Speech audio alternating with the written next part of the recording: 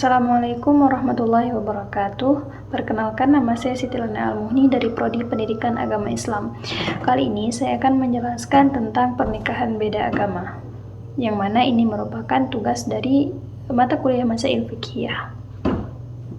Nikah dalam bahasa Arab bermakna al-wata'u, yakni bersetubuh atau berhubungan intim, atau bisa juga bermakna penyambungan. Sedangkan secara istilah, nikah ialah akad yang dengan akad ini menjadi halal hubungan kelamin antara pria dan wanita. Mengenai hukumnya, kaum muslimin sepakat bahwa menikah itu disyariatkan. Namun para ulama berbeda pendapat, ada yang mengatakan wajib, sunnah, haram, makruh, dan mubah. Yang pertama, hukumnya wajib atas setiap orang yang mampu sekali seumur hidup. Ini merupakan pendapat segolongan kaum salaf. Yang kedua, menikah menjadi sunnah hukumnya bagi orang yang mampu menahan syahwatnya hingga tidak terjerumus ke dalam dosa besar. Akan tetapi orang yang seperti itu lebih utama menikah daripada menyibukkan diri dengan ibadah-ibadah sunnah lainnya. Menurut jumhur ulama, kecuali Imam Syafi'i yang berpendapat bahwa mengasingkan diri dengan melakukan ibadah-ibadah sunnah lebih utama daripada menikah. Menurut Imam Syafi'i, menikah pada kondisi jiwa yang stabil hukumnya mubah atau boleh. Selanjutnya, menikah menjadi haram hukumnya bagi orang yang tidak mampu melakukan persetubuhan dan tidak mampu memberikan nafkah pada istrinya. Dan yang terakhir, menikah itu hukumnya makruh bagi orang yang tidak membuatnya bahaya bila ia tidak memiliki istri, maka baginya menyibukkan diri dengan ketaatan, melakukan ibadah, atau dengan menuntut ilmu itu lebih utama. Adapun rukun dan syarat menikah menurut jumhur ulama, yaitu yang pertama ada yang calon suami. Ia harus beragama Islam, laki-laki, jelas orangnya dapat memberikan persetujuan, tidak terdapat halangan misalnya tidak sedang berihram. Yang kedua, ada calon istri. Dia beragama meskipun Yahudi atau Nasrani. Perempuan, jelas orangnya tidak terdapat halangan perkawinan, telah mendapat izin dari walinya. Yang ketiga, ada wali nikah.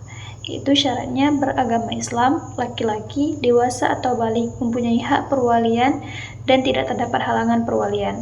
Yang keempat, ada saksi nikah. Syaratnya minimal 2 orang laki-laki hadir saat ijab kabul, dapat mengerti maksud akad, beragama Islam, dewasa atau balik, merdeka dan adil. Yang kelima, ada ijab kabul. Syaratnya adanya pernyataan mengawinkan dari wali, adanya pernyataan penerimaan dari calon mempelai pria. Antara ijab dan kabul berkesinambungan. Orang yang berkaitan dengan ijab kabul tidak dalam haji dan umrah. Majelis tempat berkumpul para pihak dihadiri minimal 4 orang saat itu. Antara ijab dan kabul jelas maksudnya. Nah, itu tadi pengertian hukum, rukun, dan syarat menikah. Dan sekarang kita akan membahas tentang pernikahan beda agama. Nikah beda agama adalah perkawinan antara 2 orang pria dan wanita yang tunduk pada hukum yang berlainan karena beda agama. Perkawinan beda agama ini bisa terjadi antara warga negara Indonesia ataupun warga negara Indonesia dengan warga asing.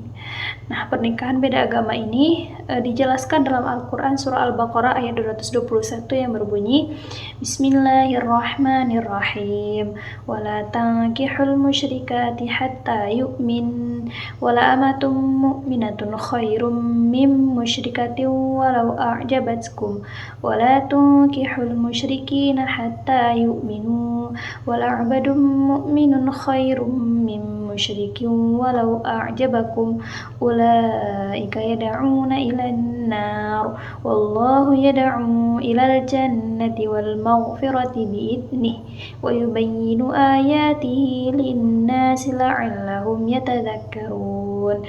Shadaqallahul azim. Artinya, janganlah kamu menikahi wanita-wanita musyrik sebelum mereka beriman. Sungguh, hamba sahaya perempuan yang beriman lebih baik daripada perempuan musyrik meskipun dia menarik hatimu. Dan janganlah kamu nikahkan orang laki-laki musyrik dengan perempuan yang beriman sebelum mereka beriman. Sungguh, hamba sahaya yang beriman lebih baik dari laki-laki musyrik meskipun dia menarik hatimu. Mereka mengajak ke neraka sedangkan Allah mengajak ke surga dan ampunan dengan izinnya. Allah menerangkan ayat-ayatnya kepada manusia agar mereka mengambil pelajaran. Nah, di dalam ayat ini ditegaskan larangan bagi seorang muslim mengawini perempuan musyrik dan larangan mengawinkan perempuan mukmin dengan laki-laki musyrik kecuali kalau mereka telah beriman. Walaupun mereka itu cantik dan rupawan, gagah, kaya dan sebagainya, budak perempuan atau budak laki-laki yang mukmin lebih baik untuk dikawini daripada mereka. Hukum perkawinan beda agama terbagi menjadi beberapa bagian.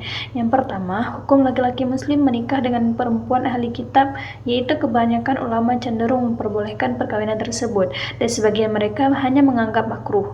Ini merujuk pada Quran Surah Al-Maidah ayat 5.